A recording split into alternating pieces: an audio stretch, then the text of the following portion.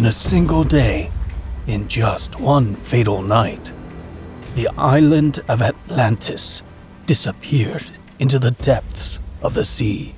Timaeus, Plato. Monstrous waves, colossal earthquakes, mega floods, sudden deep freezes. Could it be possible that a recurring cataclysmic event caused the destruction of legendary civilizations like Atlantis? Science holds that geological changes on Earth take thousands of years, although past theories have proposed the possibility of abrupt transformations.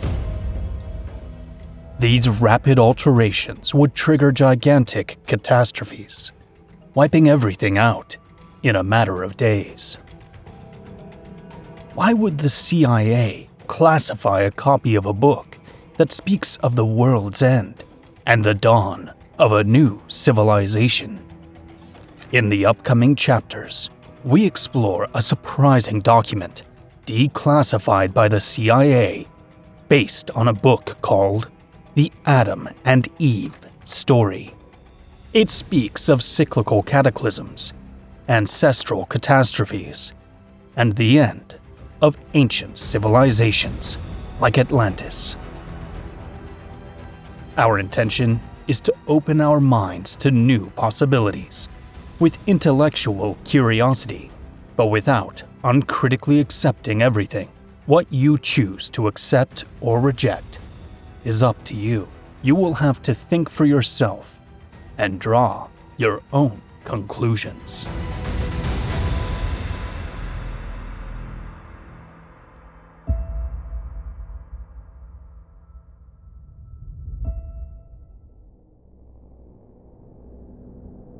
The CIA classified book of the end of the world.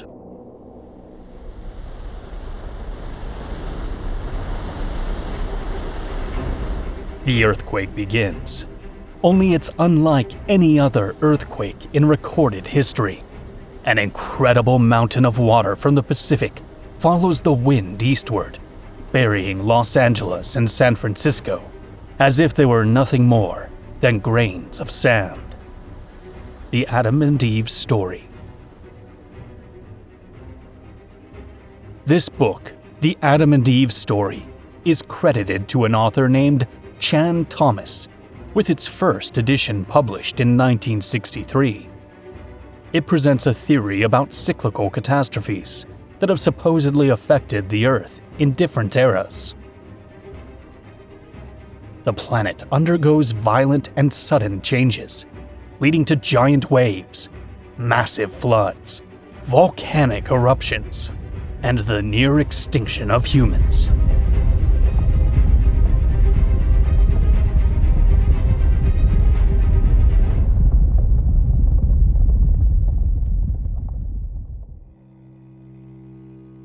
One of the central mysteries is the figure of Chan Thomas himself, along with the information available about his personal and professional life.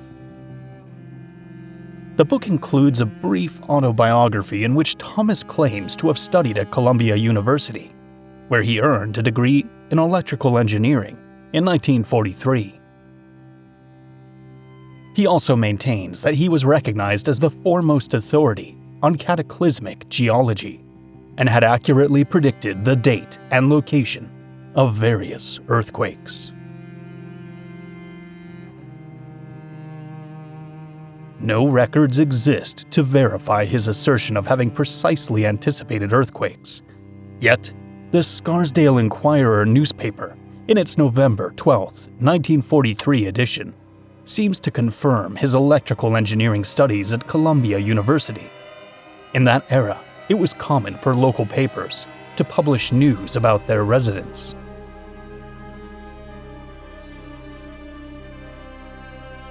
Furthermore, his name also appears in Columbia University's records, which show his real name was Chauncey Powers Thomas.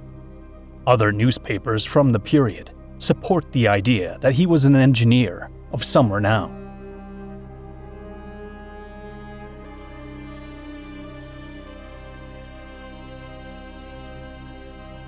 following the book's publication, for reasons not entirely clear, the Central Intelligence Agency, or CIA, took a particular interest in it and classified a copy along with other documents. Decades later, in 2013, the CIA declassified this file.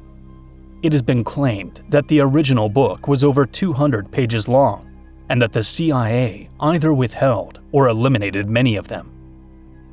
This, however, is incorrect. The copy of the book held by the CIA is 55 pages long, the same number as the 1965 edition. It seems the CIA likely scanned a 1965 edition of the Adam and Eve story and classified it. There do not appear to be any missing pages, and other editions were published in 1975 and 1993. But why would the CIA classify a copy of a book released by a private citizen? No clear answer exists, though it's possible to explore several different possibilities.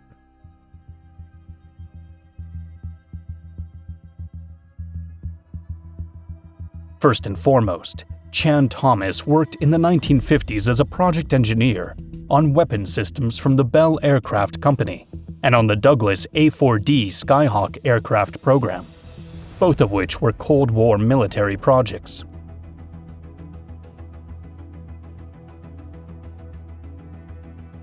In 1961, he founded his own company, Chan Incorporated, dedicated to researching natural processes and their technological applications. He was later hired by McDonnell Douglas in 1967 as part of a small team assigned to investigate UFO reports and the science behind them.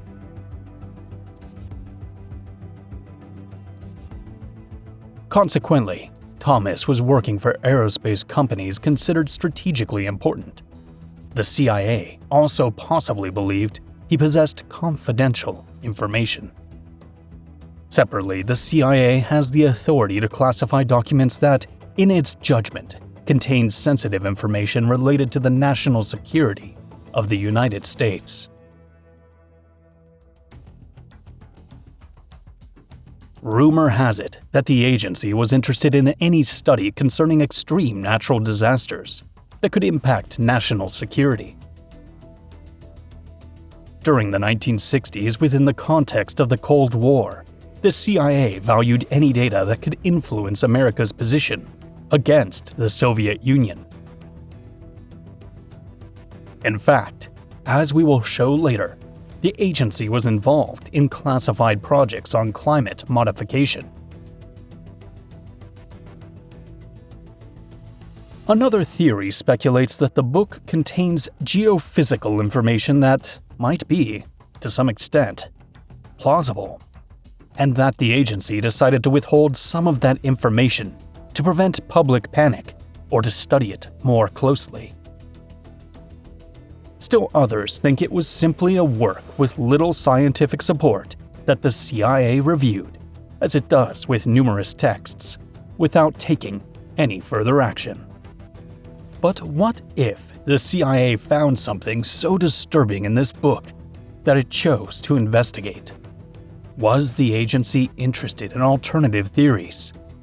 As we will see in the following chapters, Chan Thomas's book is not the only file with unconventional theories that the CIA has declassified.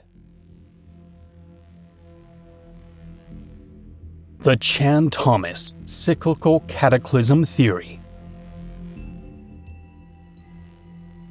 The central idea Chan Thomas describes in the Adam and Eve story is that every few thousand years, the solid outer crust of the Earth undergoes an abrupt displacement over a semi-liquid inner layer.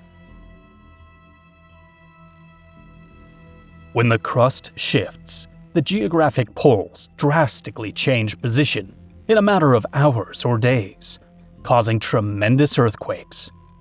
Suddenly, territories that were once in temperate latitudes find themselves in polar regions, and vice versa.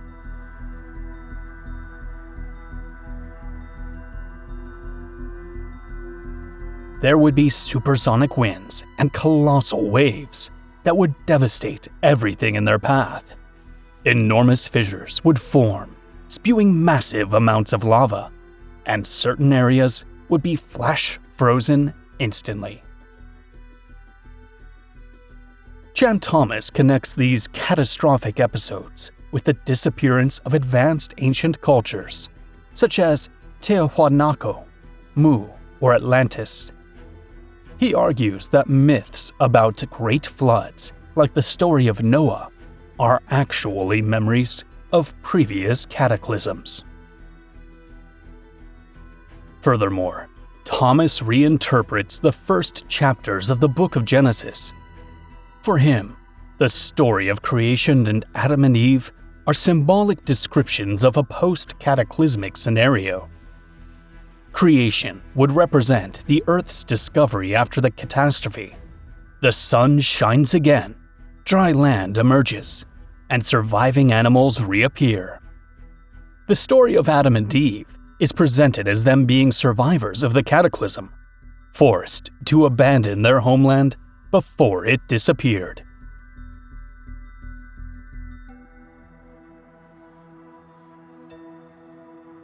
The author mentions approximate dates for past catastrophic events. He suggests the most recent one happened about 6,500 years ago, which he links to Noah's flood.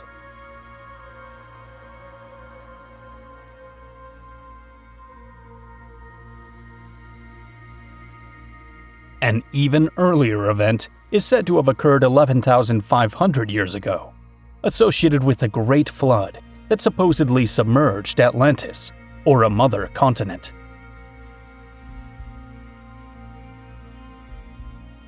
So, what does current science say about all this? The scientific and academic community does not endorse Chan Thomas's theory as he describes it in the Adam and Eve story. While processes like plate tectonics and subduction are well-documented phenomena, a global displacement of the crust at such a speed has never been recorded. These changes occur on scales of thousands or millions of years. Even so, are we truly certain that we aren't living in the countdown to a new global collapse? In the next chapter, we will reveal what would happen, according to Chan Thomas, if this supposed cataclysm were to become a reality.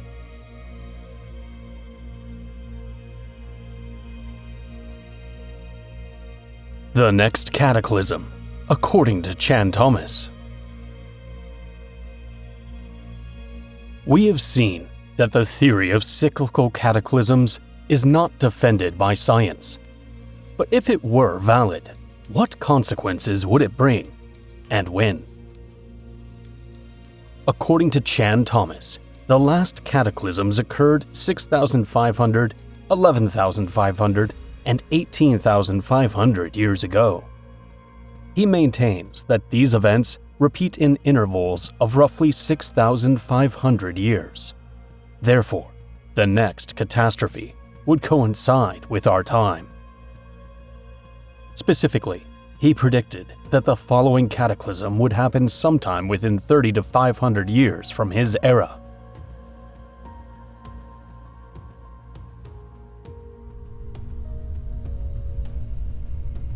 First, an initial earthquake would occur with a very low rumble that grows into a deafening roar.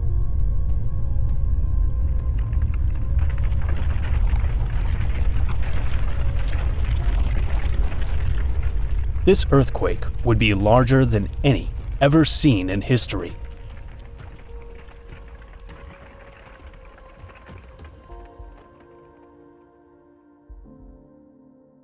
Supersonic winds would be generated, wiping out buildings, forests, and cities. In the oceanic regions, water would rise like a wall up to 2 miles, or 3,000 meters high, that would sweep across the coasts, burying large cities like Los Angeles and San Francisco in a matter of minutes. Within a few hours, the immense wave would cross North America.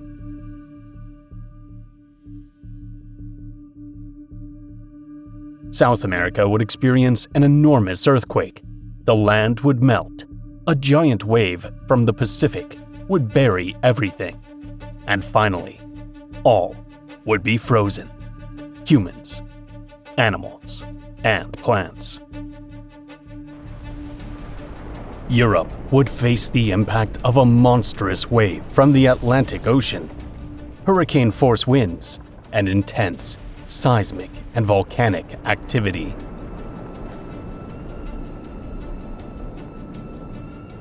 Asia, Africa, and Oceania would go through the same catastrophe. Earthquakes, supersonic winds, fissures erupting with lava, giant tsunamis, massive floods, and sudden freezing.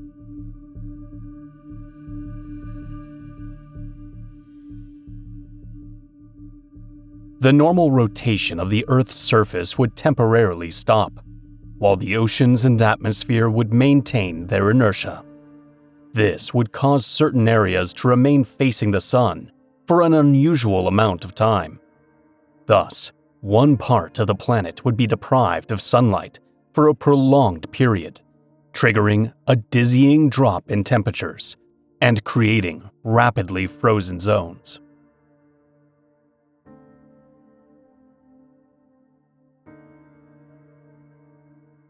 Thomas describes a chaos that lasts for 6 days and nights, while the oceans resettle into their new homes.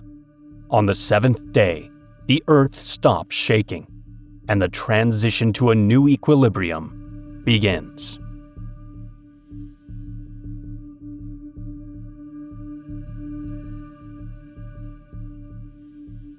What follows is what Thomas calls the end of almost all human life, leaving only small groups of survivors in areas of relative protection or at very high altitudes. These survivors enter a new Stone Age and must start from scratch.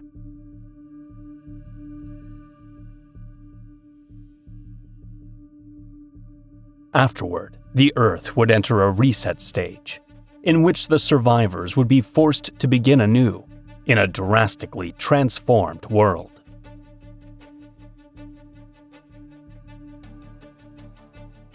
According to Thomas, this catastrophic pattern repeats cyclically, meaning that every advanced civilization is eventually destroyed and restarted.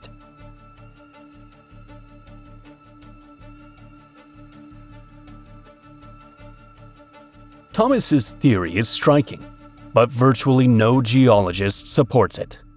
Tectonic plates move at very slow speeds, so transforming the Earth's surface requires extremely long periods of time.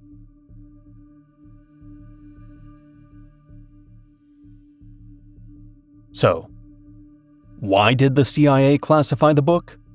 There's no definitive answer, but what is certain is that the agency seemed to be interested in alternative theories, as well as in extraordinary phenomena, as we will see next.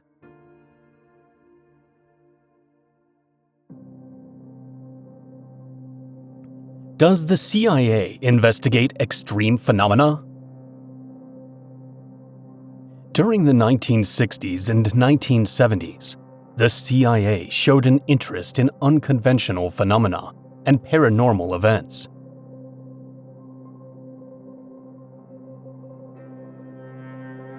Initiated in the 1970s, Project Stargate was a joint program between the CIA and the Department of Defense that sought to determine if remote viewing had real-world applicability in intelligence operations.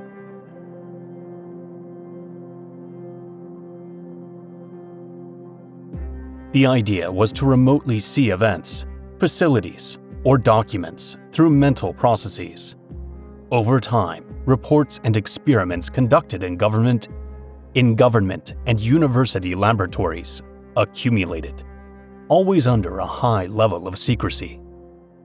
Officially, the evaluations concluded that remote viewing was not reliable as an information source, and the program was cancelled in the mid-1990s. Within that documentation, there are references to unusual and fascinating exercises, such as one titled Mars Exploration, 1984. This declassified document describes a remote viewing session in which the subject, guided by hypothetical coordinates, recounts details of what appears to be the surface of Mars 1 million years ago.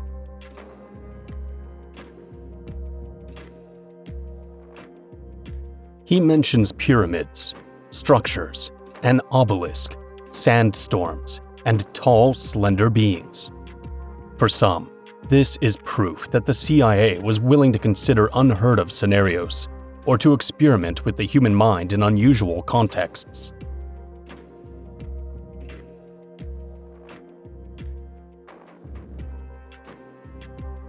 The Adam and Eve story, Chan Thomas's book, was published in 1963.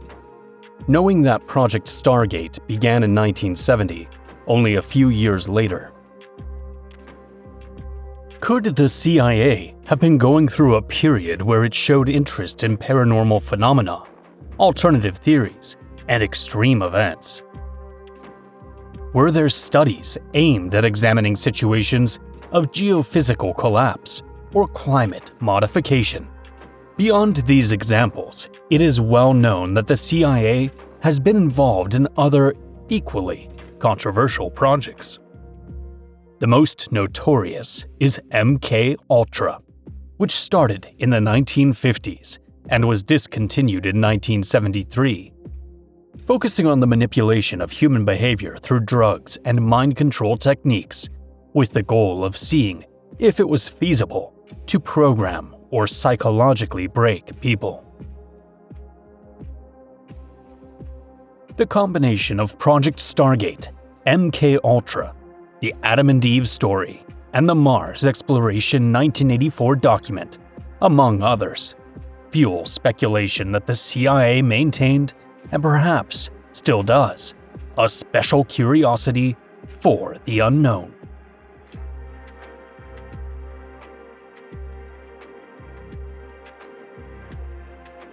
A need to cover all possibilities during the Cold War could explain the CIA's curiosity about unconventional theories and publications. Faced with any phenomenon that might yield relevant data, the agency was accustomed to gathering information and keeping records. But what if these projects were just the tip of the iceberg? Are they simple historical curiosities? Or is there something unsettling yet to be revealed? Next, we will delve into other theories and projects, some shrouded in conspiracy speculation, and others with documented histories. Climate manipulation. Secret files revealed. Is there any connection between the US government's attempt to alter the climate and Chan Thomas's CIA classified book? Did the CIA classify his work because it was interested in climatic events? This other document, titled Climate Modification, contains information that was classified in 1965 and declassified in 2002. It is a collection of papers showing the interest the US government had in weather manipulation for both civilian and military purposes. It outlines several key points. First, the document notes that federal funding for weather modification programs in 1967 was set to be almost 4 times greater than it was in 1963. The subject was not merely a passing curiosity.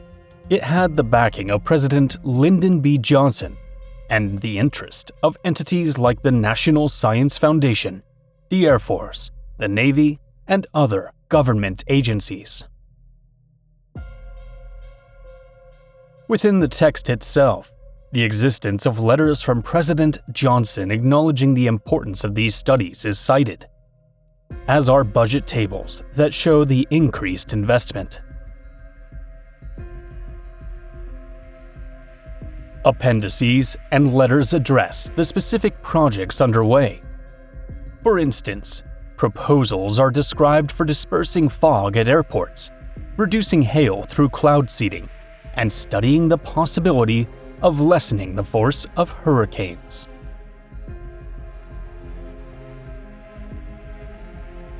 Included are tables of federal investment that start in 1959 and go up to 1967, showing how military agencies, like the Air Force and Navy, and scientific ones, NSF, NASA, etc., were involved.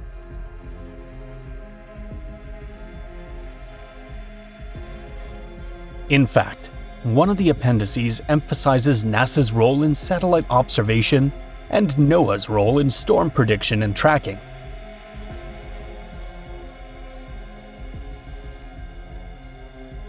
The historical context of this document cannot be overlooked. 1965 falls squarely within the Cold War. Weather manipulation promised civilian benefits, but its military potential raised concerns, which led the CIA to classify reports and documents. America's interest in climate modification was not just rhetorical. It was put into practice. The military actually used it in conflicts during that era.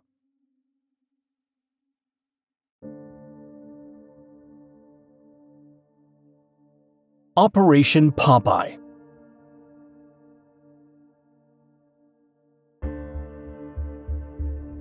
This operation was a secret military project carried out during the Vietnam War, with the objective of modifying the weather to gain tactical advantages. By the late 1960s, the Vietnam War had already become complex and prolonged.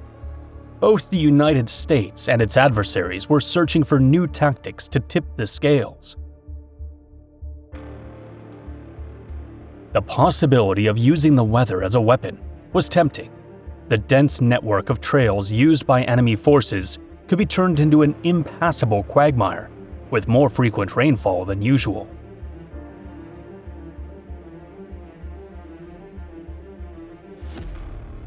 In this way, clouds were transformed from simple natural phenomena into a military resource. Using planes equipped to release silver iodide or other substances, water vapor was induced to condense more easily, increasing precipitation.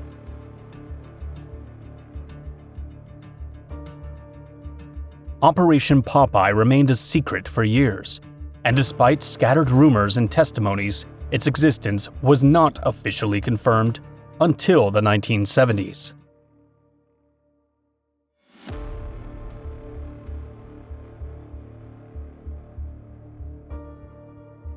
Was Popeye just one of the first attempts to try to manipulate the weather? Do other secret technologies exist that can achieve much more than what Operation Popeye accomplished in Vietnam?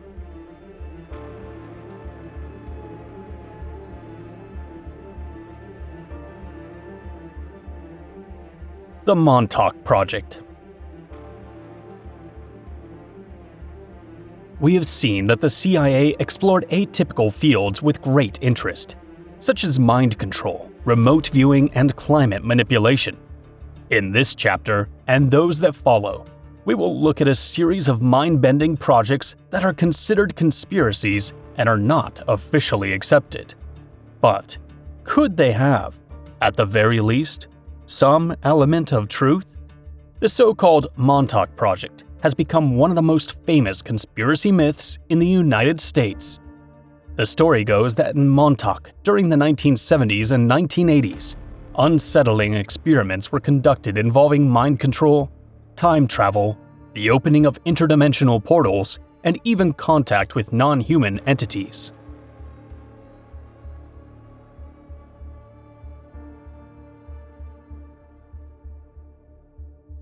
This conspiracy's origin is partly linked to the Philadelphia experiment, a theory which holds that in 1943, the U.S. Navy made the ship USS Eldridge disappear by applying advanced electromagnetic techniques.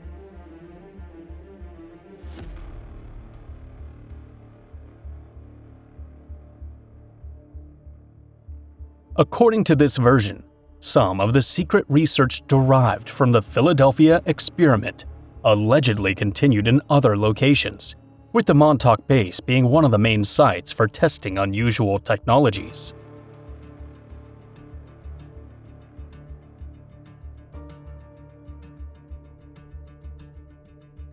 Two of the names associated with the Montauk project are Preston Nichols and Al Bielek.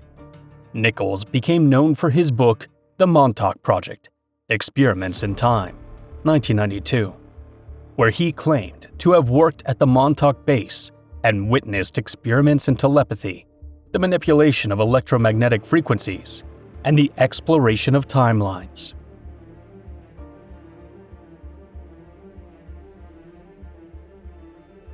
Bielek, for his part, asserted that he had recovered repressed memories of his presence at both the Philadelphia experiment and Montauk.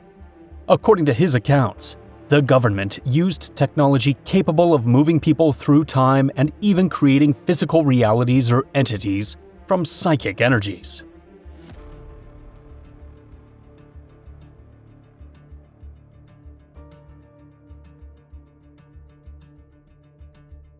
Stories about Montauk described an underground complex equipped with satellite dishes, secret laboratories, and electromagnetic devices capable of twisting space-time.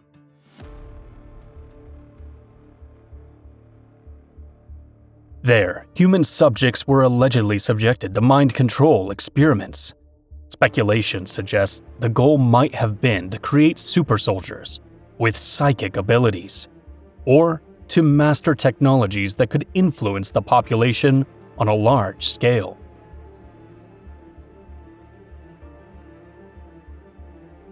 All of this is reminiscent of the CIA's MK-Ultra program from the 1950s, where questionable experiments with drugs and manipulation techniques were carried out, though without venturing into time travel.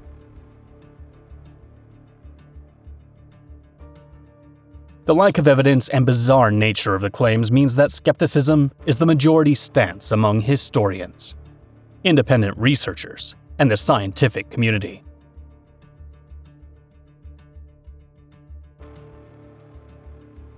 In the realm of popular culture, there is also a clear trace of Montauk's influence. The hit series Stranger Things drew from the myth for its initial inspiration, even considering the title Montauk in its early stages. This conspiracy is shocking, but hard to believe. However, the next one is not far behind, with references to other extraordinary phenomena and advanced technologies.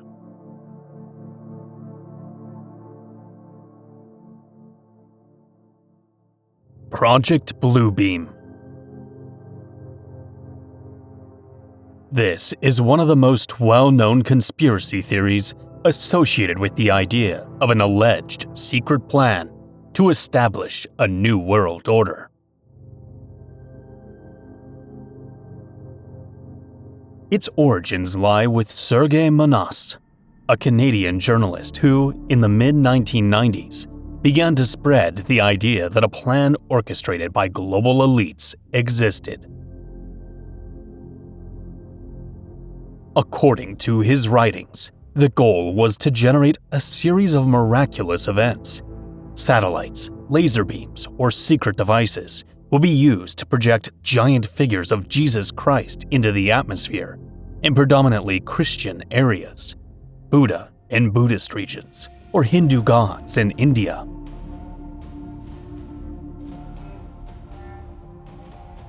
Manas claimed this deception would consist of a false second coming, staged with image projection technologies and the manipulation of brain frequencies.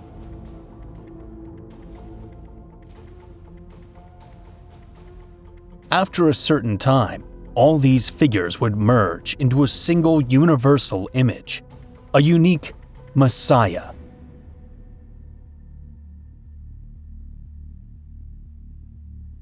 This would generate confusion or religious shock, as people would see their God blending with other gods, sending the message that all religions were now unified.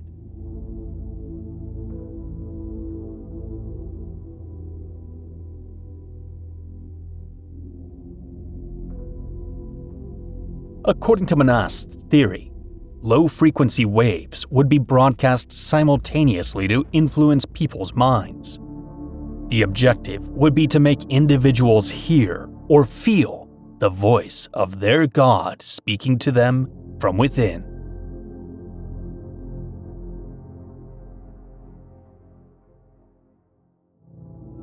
The ultimate goal would be to trigger a global crisis, after which a new world order would be imposed, with a single religion and a single leadership, ending all religious disputes.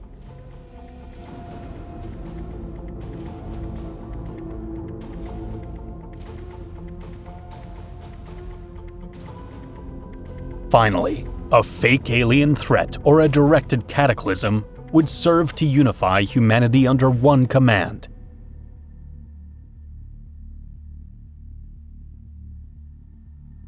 Following widespread panic and confusion, the prophesied New World Order would be established.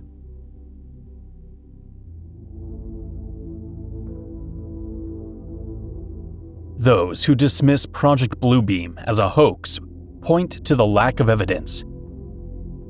No official documents or known prototypes exist that could create such realistic and synchronized projections on a global scale. Nor has any proof been found of an active plan to unite all religious beliefs through a global spectacle. Project Bluebeam may just be a fantasy, but could real expeditions have been a cover for military operations? And what if Antarctica was the perfect stage to test technologies that we now consider impossible?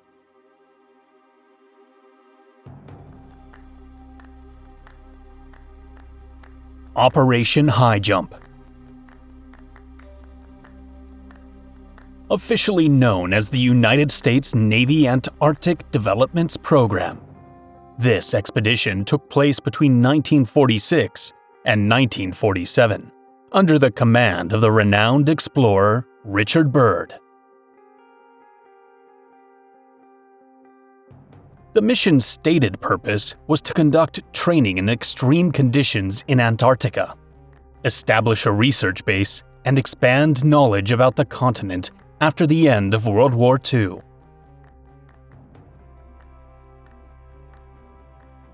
However, this massive naval operation, which involved dozens of aircraft and ships, as well as some 4,000 men, eventually became the source of multiple conspiracy theories.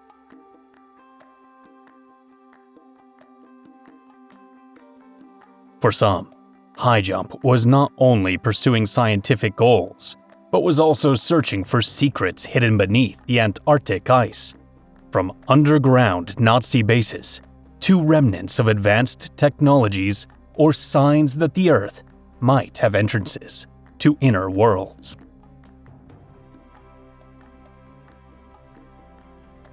The very fact that such a large military contingent was deployed just 1 year after the war fanned the flames of suspicion. Conspiracy theorists argued that if it were a simple polar research expedition, it would not make sense to send so many resources or require such complex logistics. Stories were woven of covert battles against Nazi forces who had supposedly fled to Antarctica at the end of the Second World War. Other versions claim that in Antarctica, the US Navy encountered UFOs or unknown flying objects that were protecting a secret base. Given that the mission was abruptly cut short without completing its initial plan, speculation skyrocketed. Some believed that something dangerous enough to warrant an early withdrawal had been found. Were there any scientific or even archaeological discoveries in Antarctica? Did they have any connection to Chan Thomas's classified book and what it describes? In any case, there is no official evidence confirming encounters with Nazis, alien technology, or traces of prehistoric cataclysms during Operation Highjump. Most historians classify it as a large-scale military operation intended to reinforce the American presence in the area and to collect geographical and climatological data after World War II.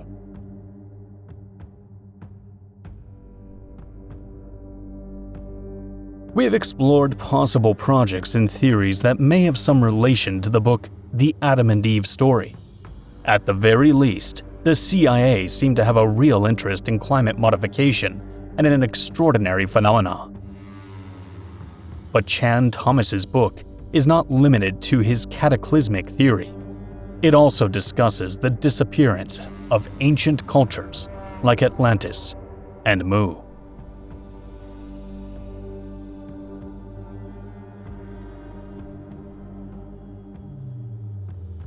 Ancient myths about the end of the world.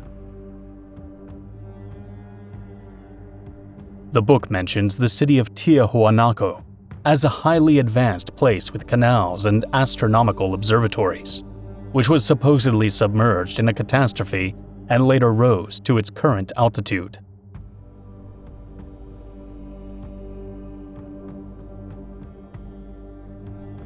A large continent in the Pacific, sometimes related to the legend of Mu or Lemuria, is described as having allegedly sunk in a similar fashion.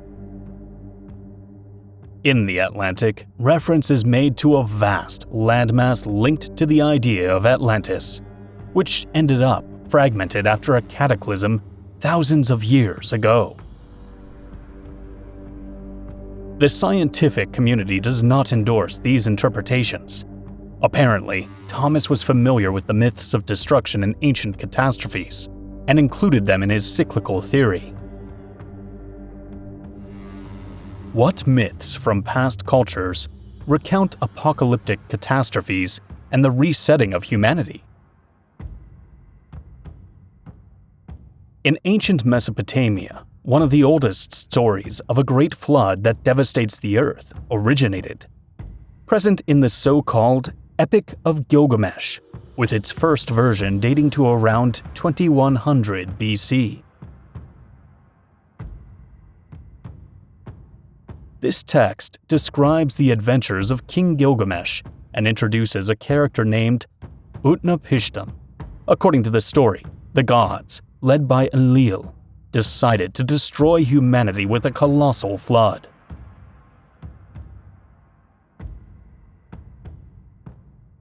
But the god Enki warned Utnapishtim about what was to happen and instructed him to build a vessel to save his family as well as animals of every species.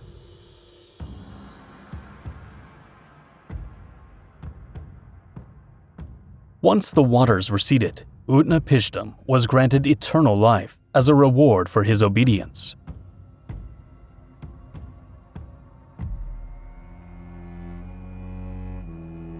Another account is found in the Hebrew tradition, recorded in the book of Genesis.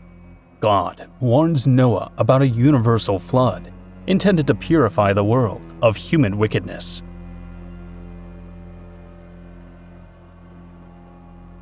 Noah builds an ark following detailed instructions, gathers his family and pairs of every animal species, and escapes the disaster that lasted for 40 days and 40 nights.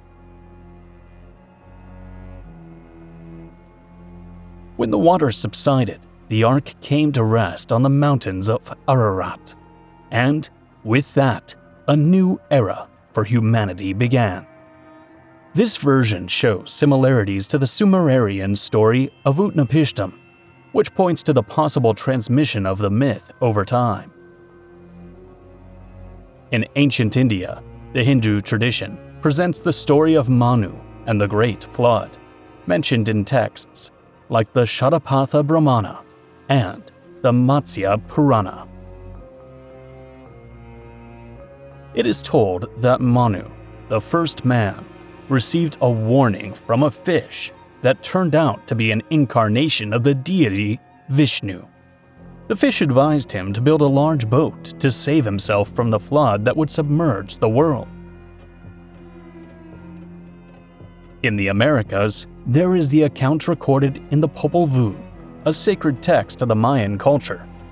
It describes the formation of the world and of several generations of human beings who were destroyed for different reasons. Looking at Greek antiquity, it's impossible not to mention Plato, who, in his dialogues, Timaeus and Critias, tells the story of the mythical Atlantis, an island with a highly advanced civilization that was punished for its arrogance. The gods unleashed earthquakes and floods that submerged the island in the Atlantic Ocean, 9,000 years before Plato's time.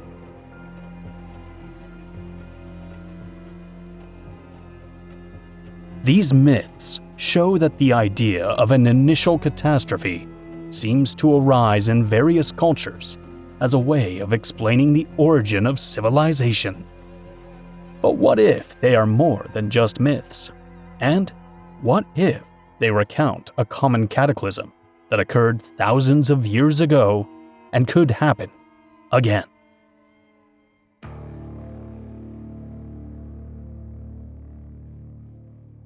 The last great cataclysm.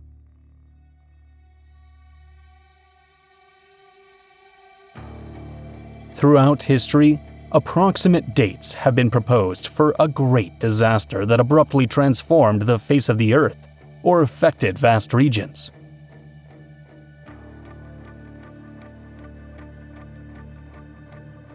One of the periods mentioned is the one surrounding the end of the last ice age, 12,000 years ago, when the climate changed drastically and the global temperature rose.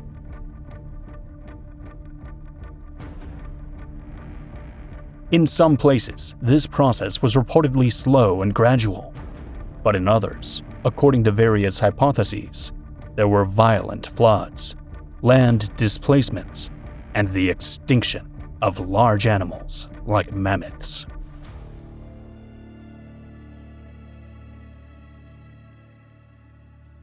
During the glacial maximum, large areas of the northern hemisphere were covered by thick sheets of ice. As the temperature climbed, enormous lakes began to form, dammed by glaciers or natural barriers.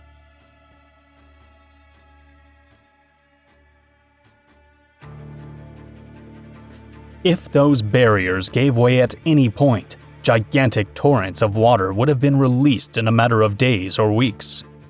This would have generated catastrophic floods, with currents powerful enough to carve out canyons, move enormous boulders, and sharply alter the topography.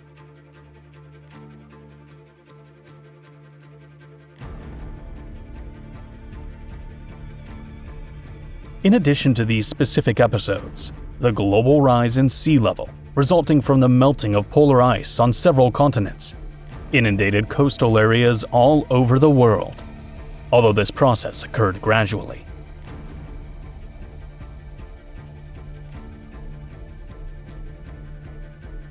Other theories point to the possibility of asteroid or comet impacts during the period known as the Younger Dryas, about 12,000 years ago. Remains of an asteroid could have struck areas of North America or other parts of the Northern Hemisphere, causing large-scale fires and sudden changes in climate patterns.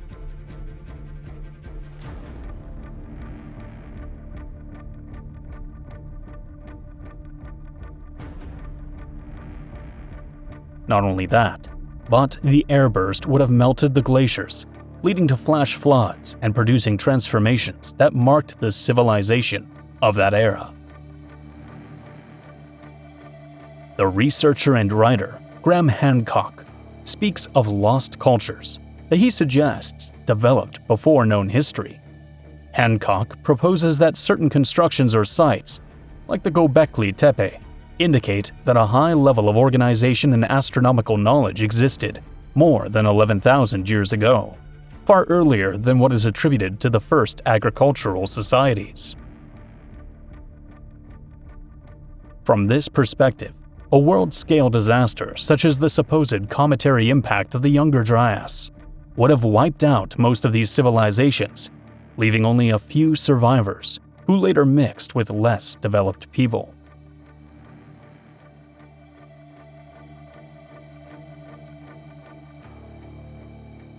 That mingling would explain the stories of gods or instructors who appeared after a universal flood, teaching agriculture and other arts.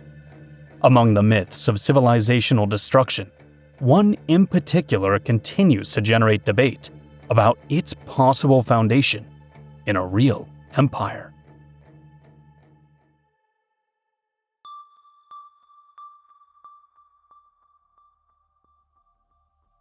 Atlantis.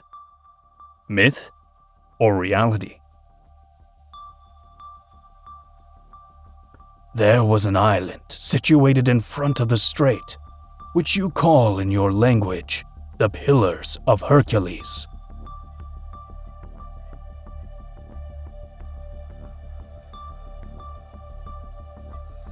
On this island of Atlantis, the kings had created a great and wonderful power.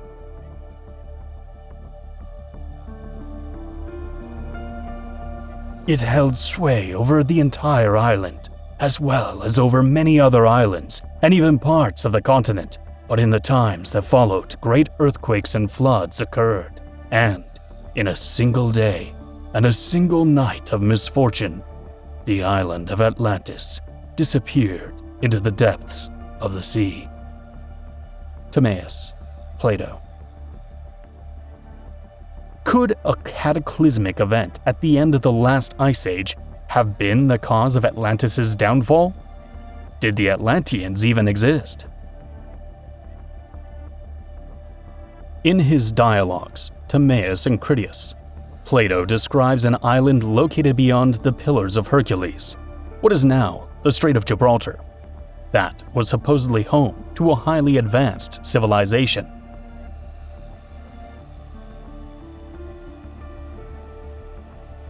Plato presents Atlantis as a powerful and prosperous empire, with great natural wealth, detailed urban planning, and a culture that came to dominate parts of Europe and North Africa.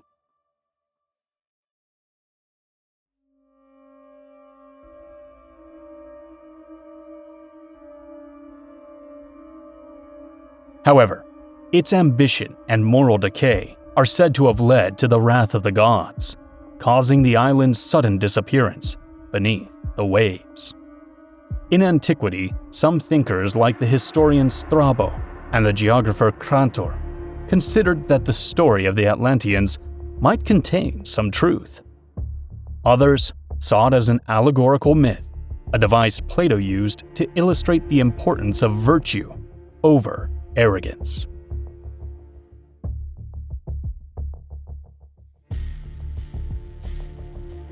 Modern researchers have tried to link Plato's accounts with real civilizations that suffered great natural disasters. For example, a connection has been proposed between Atlantis and the volcanic eruption of the island of Thera, now Santorini, 3,600 years ago. This eruption caused massive tsunamis that impacted Mediterranean societies, including the cultures on Crete, marking the beginning of the end for the Minoan civilization. According to Plato, the information about Atlantis came from Solon, an Athenian lawmaker from the 6th century BC, who supposedly learned the story from Egyptian priests.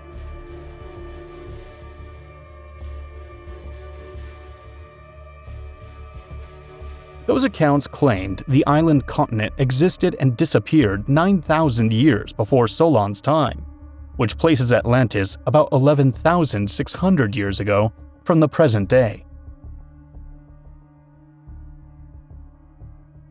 It is known that this period coincided with the end of the last ice age, when the sea level was rising due to the melting of enormous polar and continental ice sheets.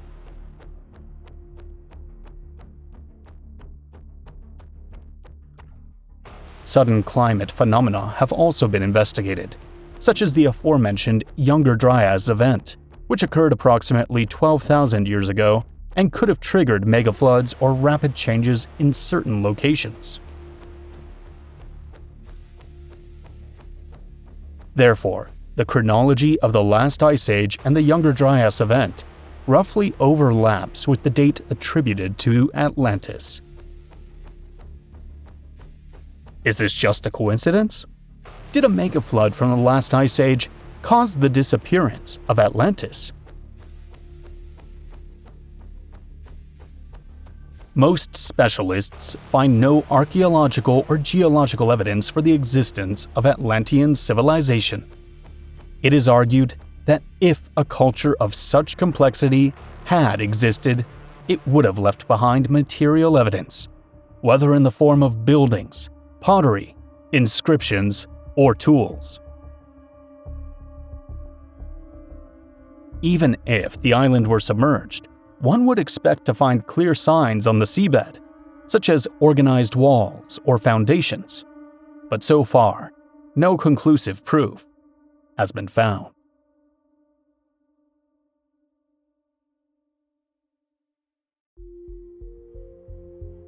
Mu and Lemuria. Chan Thomas doesn't limit himself to Atlantis. He also describes a large continent in the Pacific surrounded by the Hawaiian Islands, the Galapagos and Easter Island, and even mentions the continent of Mu on one occasion. The word Lemuria was born in 1864 when the English zoologist Philip Lutley Sclater proposed the existence of a large submerged landmass to explain why lemur-like primates inhabited widely separated areas, such as Africa, Madagascar, and India. Sclater suggested that a continental bridge must have existed, allowing these primates and other species to cross between regions that are now divided by oceans. Subsequently, the theories of plate tectonics and continental drift eliminated the need to resort to a lost continent to justify this geographical distribution.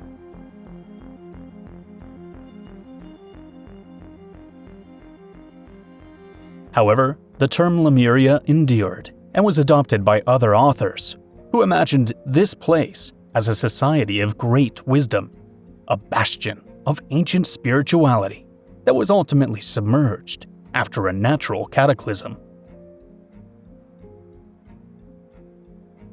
For its part, Mu is associated with the work of the traveler and writer Augustus Le Plongeon, and, especially, with the British colonel James Churchward, who in the early 20th century published the story of a lost continent in the Pacific.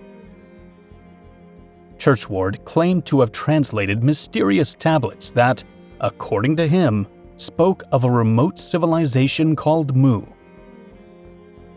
the mother of all cultures, located near Polynesia.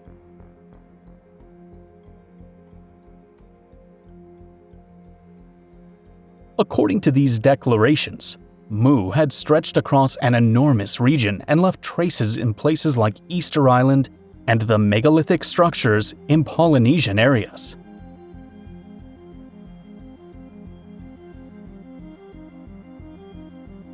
But the scientific community has never found clear geological indications that support the presence of a submerged continent in the Pacific, with the dimensions described by Churchward.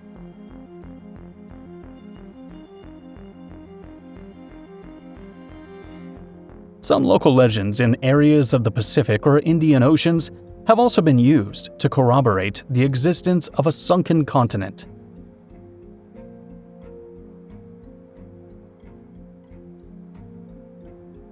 In various parts of Indonesia and Polynesia, stories circulate about submerged lands or islands that disappeared. usually attributed to catastrophes like tsunamis or volcanic eruptions. Similarly, in Madagascar and southern India, there are legends of territories swallowed by the sea, which, for some, reinforces the Lemuria hypothesis. Skeptics point out that current geological evidence rules out the presence of large submerged continental landmasses in recent times.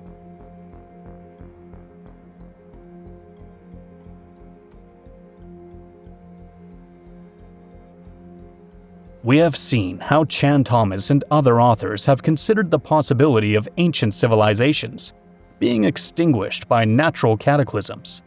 However, the next theory goes even further, proposing phenomena that are not limited to the terrestrial realm.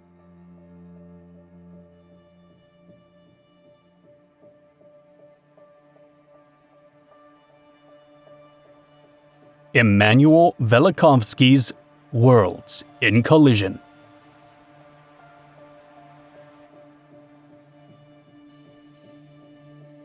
Immanuel Velikovsky was a Russian-born psychiatrist and writer who, in the mid-20th century, became known for his catastrophist theories about the history of the Earth and the solar system.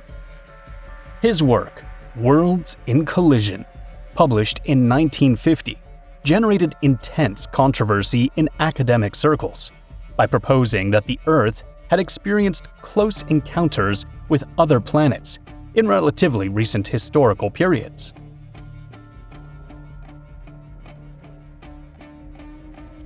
According to his explanations, these events left a deep mark on the myths and religious accounts of various cultures, which described phenomena such as rains of fire, terrible plagues, or drastic movements of the waters.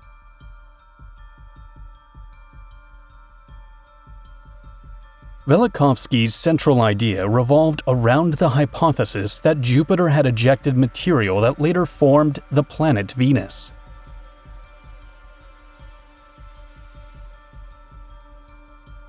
During its initial journey through the solar system, Venus allegedly passed close enough to Earth to cause major disturbances in the atmosphere and the terrestrial crust.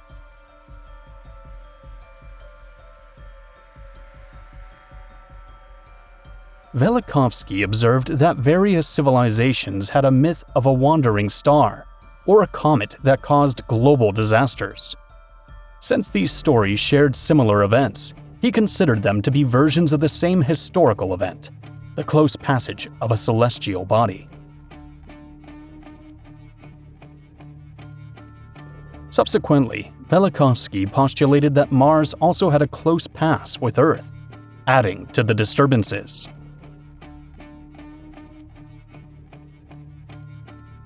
The reaction from the scientific community was overwhelmingly negative.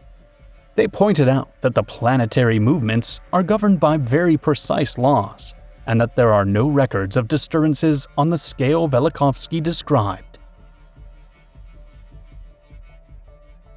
This controversy reached such a point that the American Association for the Advancement of Science decided to organize a session in 1974 to debate Velikovsky's ideas. It featured the participation of the author himself, as well as other researchers, including the astronomer and science communicator Carl Sagan.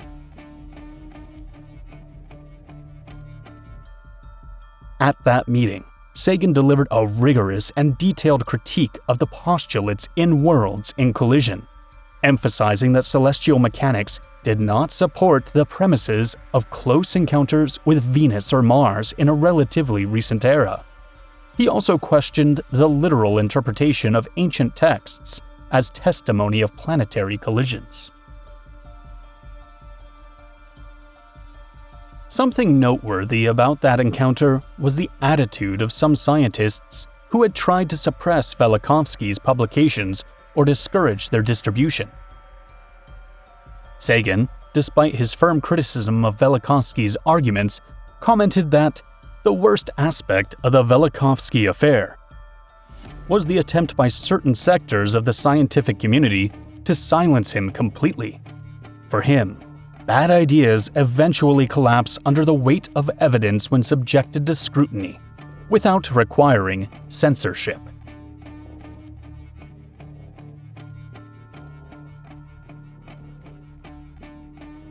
Velikovsky's theories appear to have no acceptance, but could other cosmic events be the true cause behind the ancient catastrophes? In the next chapter, we will consider the hypothesis that certain cosmic phenomena cyclically intervene against the stability of our planet.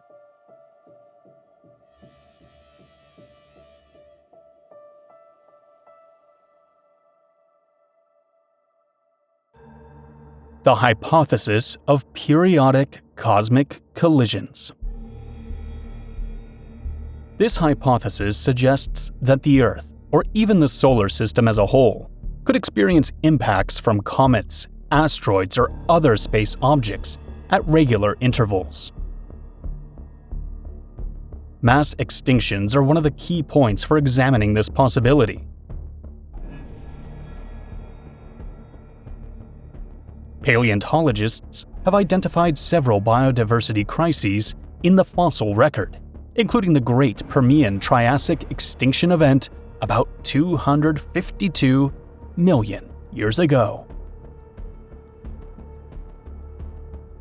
Around 80% of the marine life and 70% of terrestrial vertebrates went extinct, constituting the most severe catastrophe on record for our planet.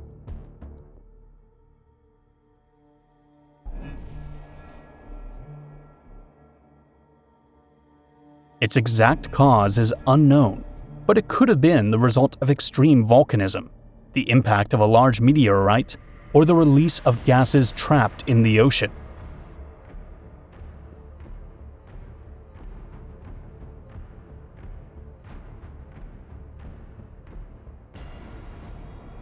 The Cretaceous-Paleogene extinction, 66 million years ago, coincides with the disappearance of most of the dinosaurs. This latter event has been strongly linked to the impact of a large asteroid that struck the Yucatan Peninsula, forming the Chicxulub crater.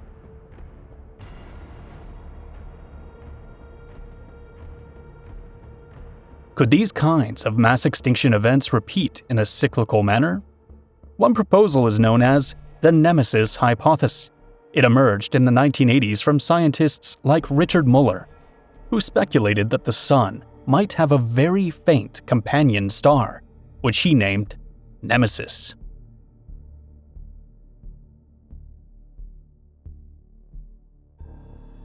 Nemesis would orbit the Sun in such a way that, at certain time intervals, it would disturb the Oort cloud, a collection of cosmic objects at the edge of the solar system. By shifting the comets found in that distant region, Nemesis would cause some of them to be hurled toward the inner solar system, increasing the probability of impacts with Earth.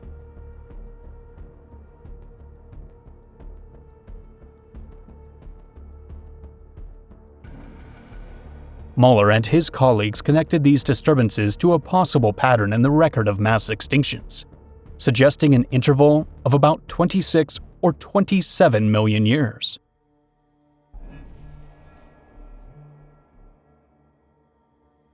Some studies suggest the asteroid responsible for the dinosaurs' extinction may have come from the Oort cloud, although the more accepted theory indicates it originated in the asteroid belt between Mars and Jupiter.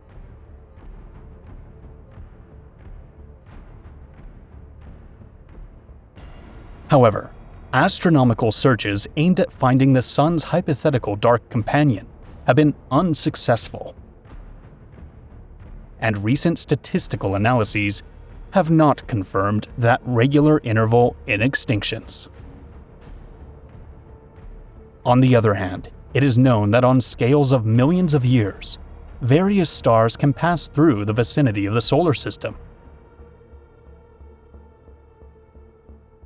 Most do not get close enough to cause a drastic increase in comets, but there is a minimal probability that, from time to time, a stellar transit could cause greater instability among the icy bodies of the Oort cloud.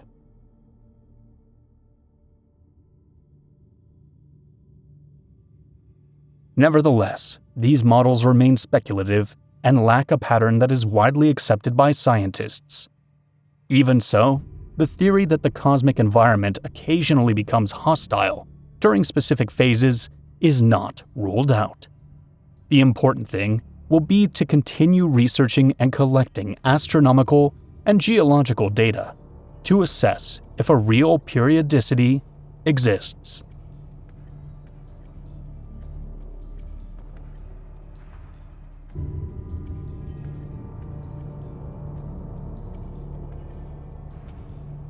Charles Hapgood's Earth Crust Displacement Theory.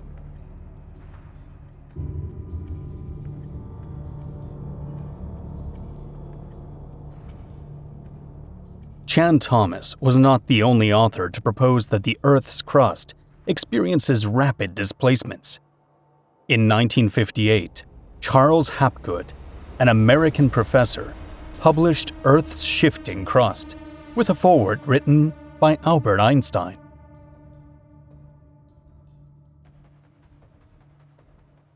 But Einstein did not support his idea of a total displacement of the crust. Instead, he was open to exploring how the accumulation of ice at the poles influences the tilt of the Earth's axis. Hapgood's background included studies in history, which led him to become interested in how geography and natural changes influenced past civilizations.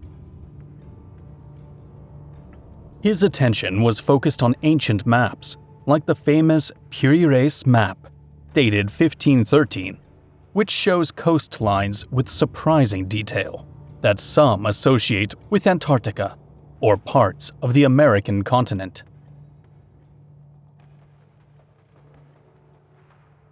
Hapgood observed that these maps seemed to defy the geographical knowledge of their time, as they depicted areas that, in theory, should not have been explored or charted with such precision.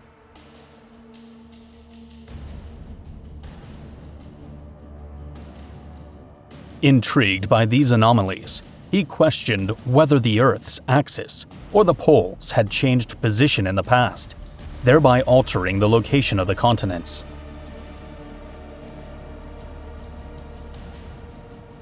In his book, Hapgood tried to explain the mechanism by which the Earth's crust, according to his theory, would undergo abrupt displacements every several thousand years, moving polar regions to temperate latitudes and vice versa.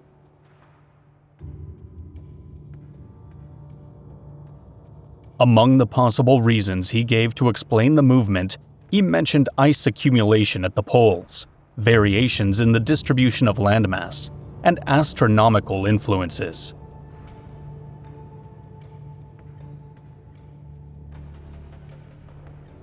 Hapgood believed that these movements caused mass migrations of species and the collapse of cultures.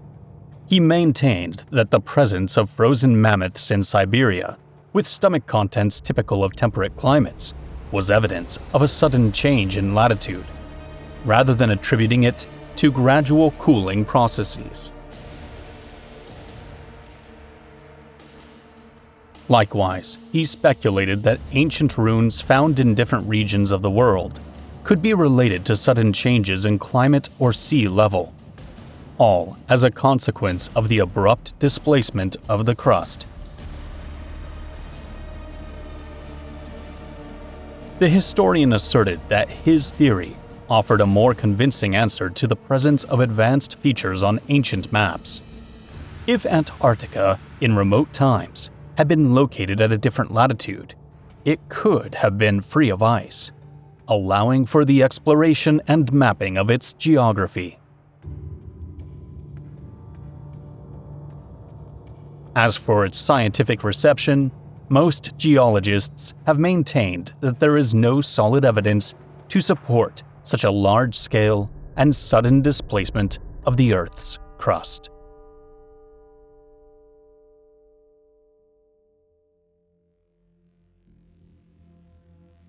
Is a major asteroid impact on Earth inevitable? In the collective imagination, asteroids are often seen as the greatest threat of destruction. To a certain extent, this is a reality.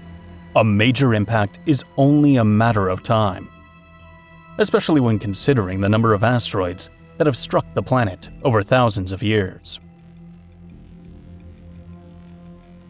Every day, numerous astronomical objects pass through Earth's atmosphere, although nearly all of them disintegrate before impact.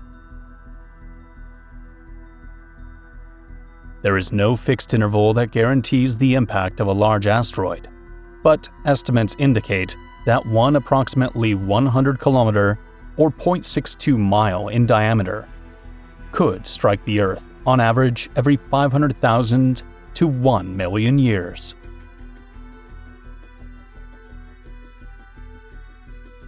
With this statistical interval, it could be said that we are within the range where another collision is possible. However, this is not an exact forecast, nor does it mean it must happen immediately.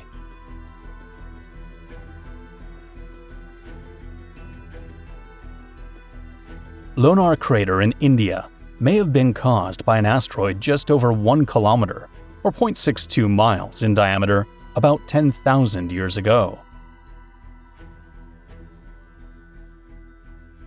The Bosumtwi crater, located in Ghana, was formed 1 million years ago. It is estimated that the responsible asteroid was around 1 kilometer in diameter.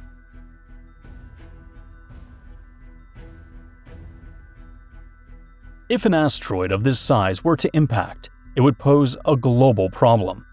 Dust in the atmosphere, temporary climate changes, and agricultural collapse, among other repercussions. Those of a larger size, like the one that created the Chicxulub crater, which was about 10 kilometers or 6 miles in diameter, are even rarer. Perhaps one every tens of millions of years.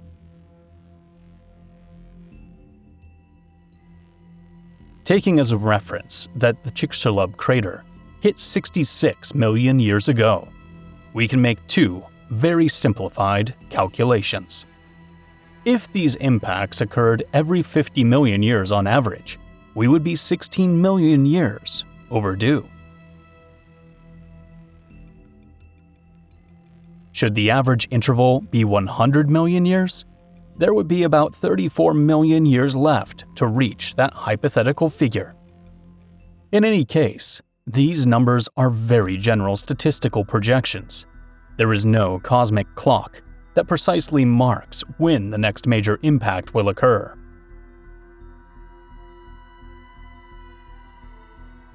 If an object of this size enters the atmosphere at high speed, it would release an immense amount of energy, comparable to millions of atomic bombs.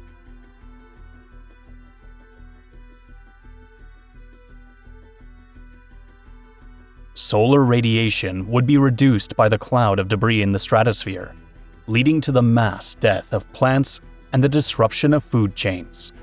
Global fires and gigantic tsunamis would occur if it were to fall near coastal areas or in the oceans.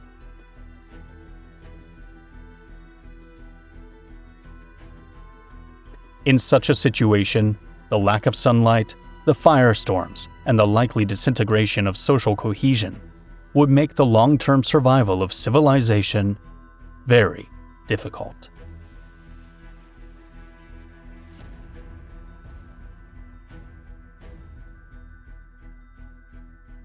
Although thousands of near-Earth objects have been cataloged, the list is not complete. There are asteroids or comets that have not yet been discovered. If a potentially dangerous object is detected with enough advance notice, years or decades, deflection missions could be designed. But if it was discovered late, close to its approach, there would be barely any room to act.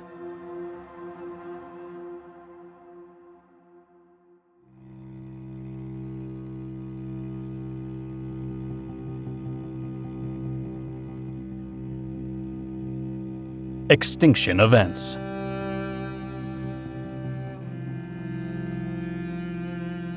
Just as with all species, it is inevitable that humanity will go extinct at some point. An asteroid impact could be one of the causes, but in the next 100 years, other threats exist with a higher probability. Let's look at a few.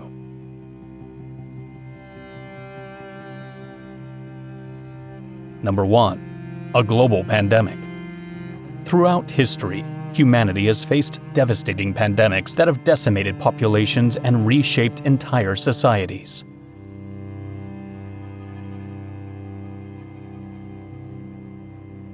The bubonic plague, caused by the bacterium Yersinia pestis, recurrently affected different parts of the world. The worst outbreak was the so-called Black Death, which reached Europe from Asia in the 14th century via trade routes.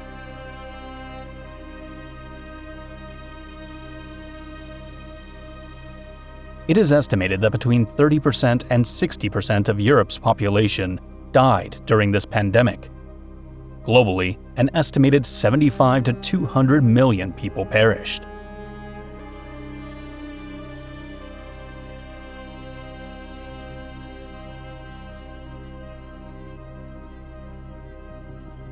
The 1918 flu spread rapidly at the end of the First World War. It is estimated to have infected up to 500 million people, approximately one-third of the world's population at the time. At least 20 to 50 million people died, although some estimates raised the figure to 50 to 100 million.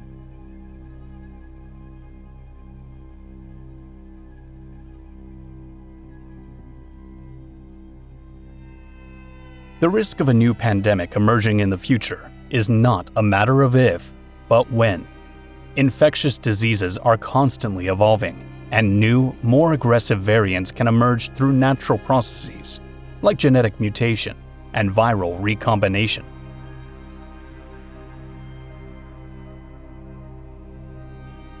Viruses such as the flu undergo constant changes in their genetic material, which allows them to adapt and evade human immune defenses.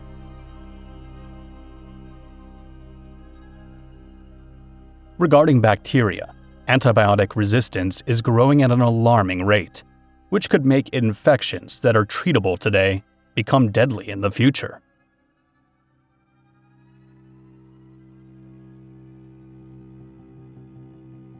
Additionally, diseases that jump from animals to humans continue to appear frequently, driven by deforestation, wildlife trafficking, and the disruption of ecosystems.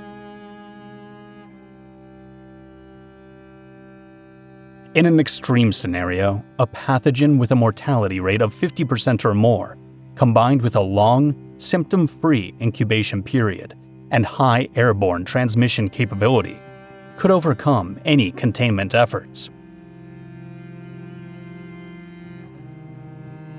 Within months, civilization could collapse as it becomes impossible to halt its spread, leading to the dissolution of governments, a lack of basic supplies, and the breakdown of essential infrastructure, such as healthcare and food distribution.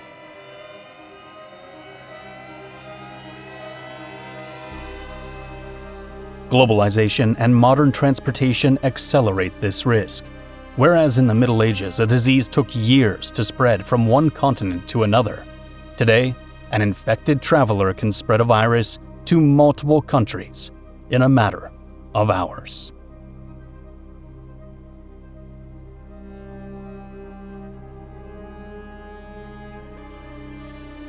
Number 2. Nuclear, biological, or chemical war.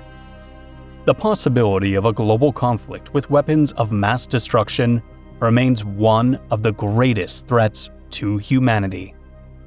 There have been periods of tension between nuclear powers and a miscalculation, a military escalation, or the intentional use of biological weapons could wipe out a large part of the population or make vast areas of the planet uninhabitable. Devastation from a nuclear war would kill millions of people instantly, in addition to creating a nuclear winter, collapsing food production, and destroying global civilization.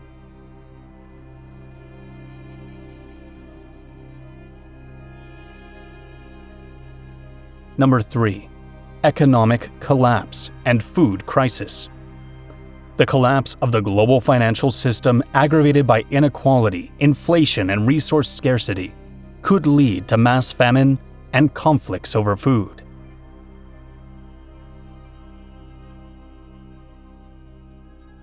Agriculture is highly dependent on fossil fuels and a stable climate, and an extreme economic crisis could unleash social unrest, wars, and mass migrations that would threaten civilization.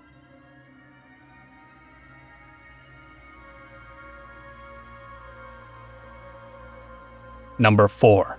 A major nuclear accident. Nuclear power plants, although theoretically safe, are vulnerable to natural disasters, human error, or attacks. An accident on the level of Chernobyl or Fukushima, but on a larger scale, could release deadly radiation, contaminating large areas of the Earth and destabilizing the global economy.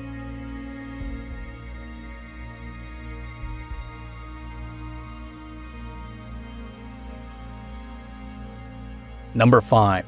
Supervolcano eruption.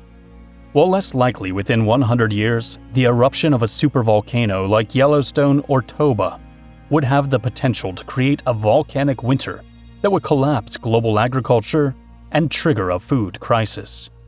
Although these events occur over periods of tens of thousands of years, their impact on humanity will be catastrophic.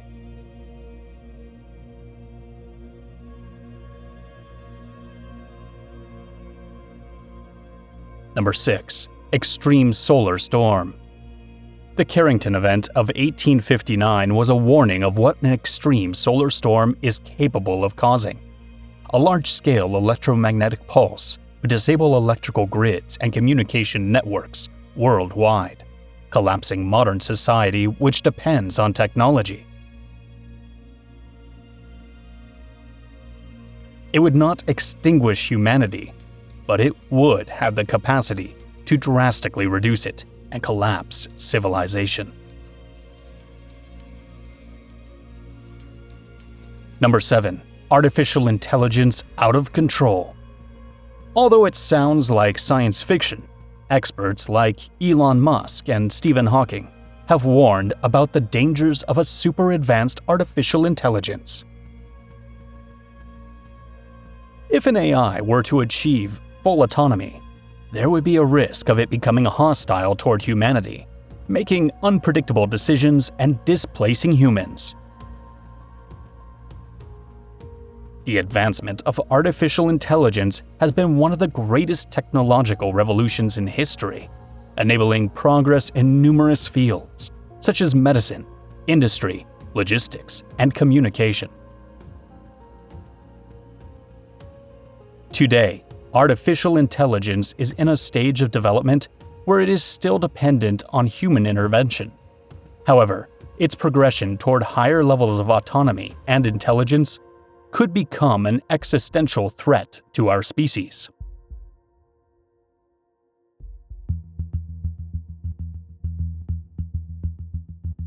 One of the greatest dangers is the possibility of it reaching a level of superintelligence that far surpasses the capacity of human beings. The AI could develop the ability to improve its own code, optimize its learning processes, and make decisions faster and more accurately than any human.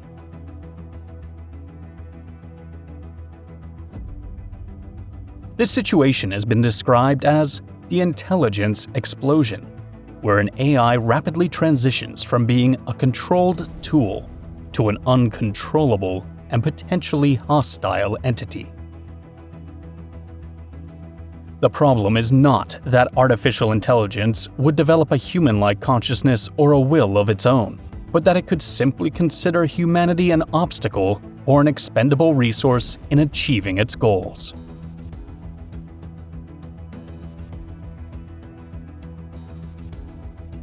If it were assigned the task of optimizing a financial system For example, it might conclude that humans are inefficient and represent a risk to its optimal functioning.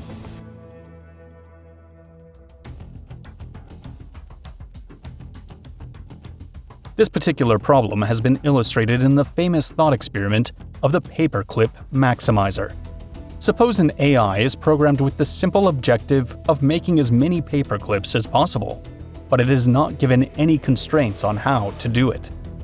In this case, it could consume all of Earth's resources, including those necessary for human survival, simply because it would have no regard for our existence.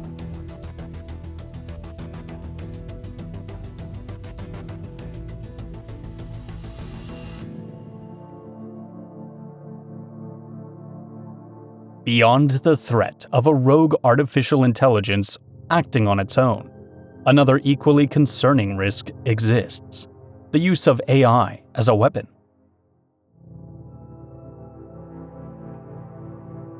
Currently, various military powers are developing autonomous warfare systems that include drones with independent decision-making capabilities, AI-guided missiles, and even software capable of carrying out cyber attacks on critical infrastructure.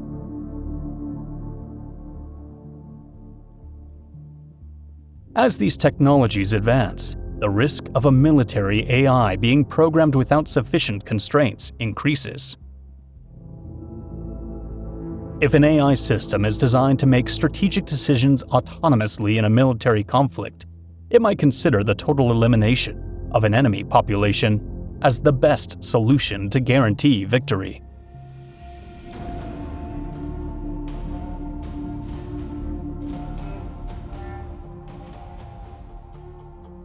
Another concerning scenario is the possibility that humanity could end up merging with artificial intelligence in a way that completely dilutes the existence of human beings as we know them.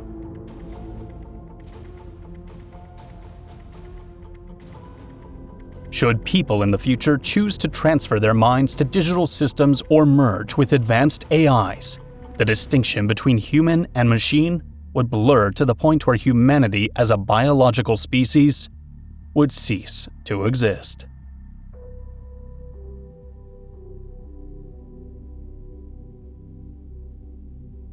Extinction would not occur through a violent event or a conflict, but through a progressive evolution toward a new form of existence in which artificial intelligence completely replaces human nature.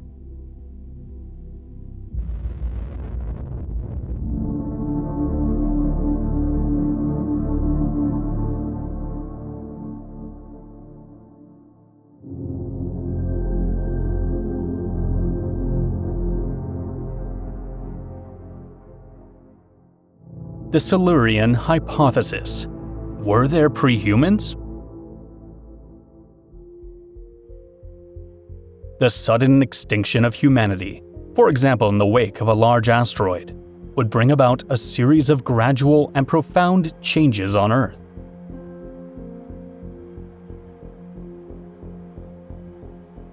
A 1,000 years into the future, most bridges, tunnels, and buildings would have collapsed.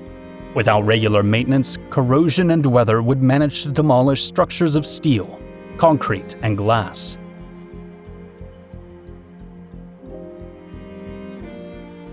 Urban forests would have transformed into mature ecosystems, with their own plant succession and the presence of large predators.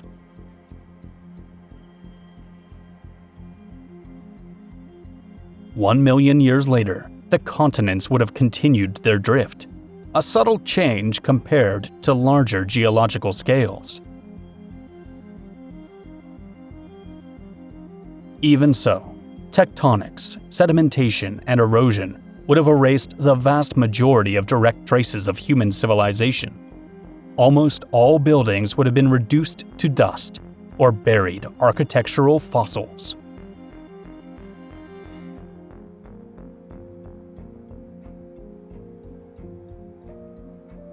In a span of 10 million years, tectonic processes would have transformed the landscape in such a way that any trace would be nearly impossible to detect. If an extraterrestrial civilization were to visit Earth millions of years after humanity's disappearance, it is likely they would find no trace of our existence. The best chance of discovering evidence would, ironically, be off-world, on the Moon, on Mars, or in orbit, where erosion is nearly non-existent and artifacts could endure for much longer intervals. It is probable that, over time, any trace of human presence on Earth will disappear completely.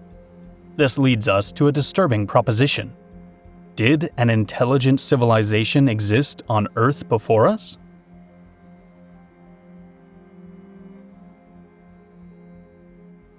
Life is believed to have begun developing around 3.8 billion years ago, based on microfossils and chemical signals found in very ancient rocks.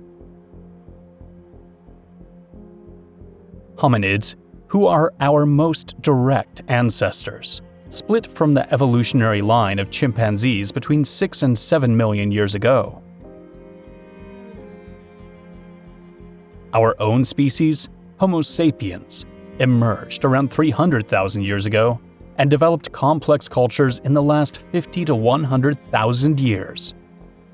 With evidence of art, tools, and finally, agricultural civilizations starting about 10,000 to 12,000 years ago. This overview shows that the record of biological evolution and life on Earth is well understood, especially for the last few 100 million years.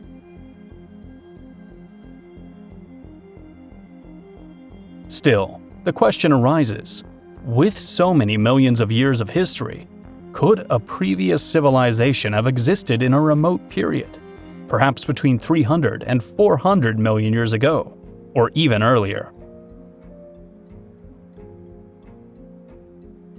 This is the essence of the Silurian hypothesis. It proposes the possibility that in a period long before the appearance of human beings, an advanced civilization existed that left behind traces that are almost impossible to detect today.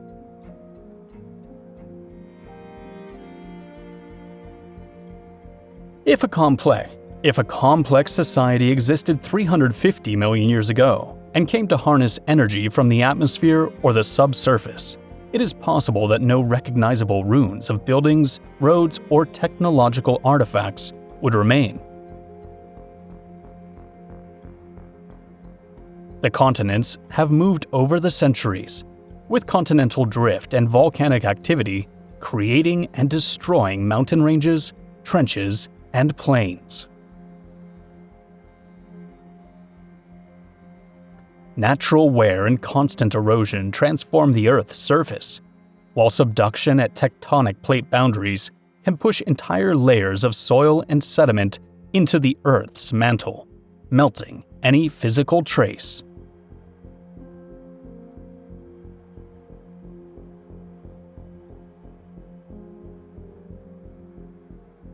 On the other hand, if that civilization had extended its domain over a large territory, it might have left subtle marks in the geological record, such as alterations in the proportion of certain isotopes, residues of fossilized plastics or chemical compounds that are not produced naturally.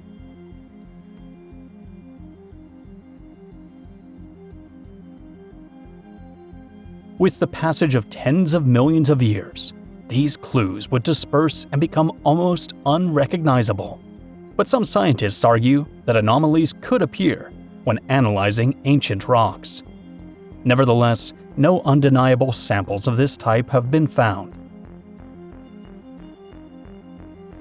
Very old geological formations have been carefully examined, and, to date, nothing has been discovered to suggest industrial or technological activity prior to the human evolutionary line.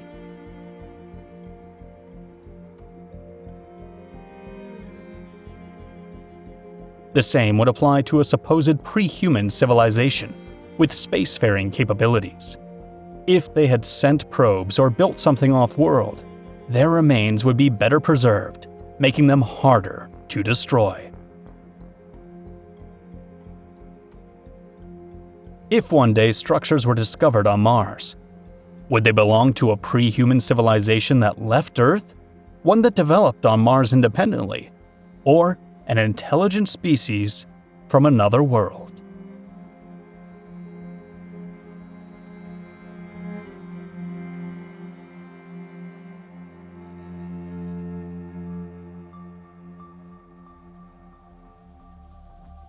Thus, we close this fascinating exploration of the diverse proposals surrounding cataclysms and the end of ancient civilizations.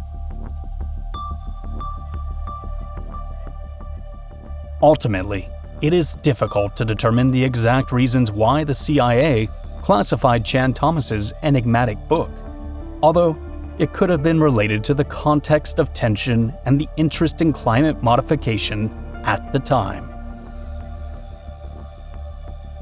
The theories of Thomas and the work Worlds in Collision by Immanuel Velikovsky are considered highly speculative and are not accepted by mainstream science. Despite this, it is interesting to analyze them, to consider the perspectives of their authors, and to contrast them with theories that are generally accepted. Diving into different perspectives fosters flexibility of thought, calls our assumptions into question, and stimulates our curiosity.